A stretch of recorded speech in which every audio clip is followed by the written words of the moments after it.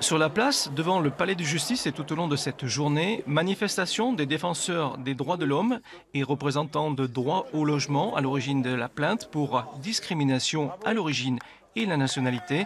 Ils dénoncent la position de ce panneau à l'entrée du magasin de bricolage de Pérorade en octobre 2016, rédigé en espagnol et pouvant stigmatiser une population bien précise. L'annonce était en espagnol et ça fait référence à l'origine des individus. Cette origine, elle est visée précisément au code pénal et il s'agit, sans l'ombre d'un doute, d'une discrimination en sachant en plus que leur est imputé des incivilités au global, ce qu'on ne peut pas laisser passer.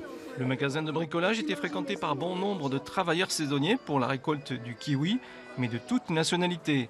Pour le défenseur du gérant du magasin à l'époque, il s'agissait plus d'une maladresse que d'un délit de faciès ou d'ostracisme.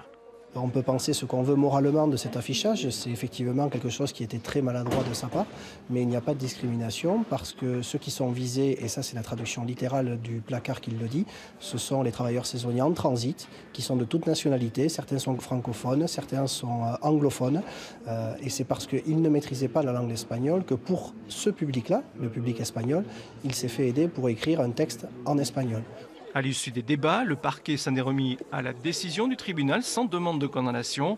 Aujourd'hui, le gérant du magasin de bricolage a vendu son commerce.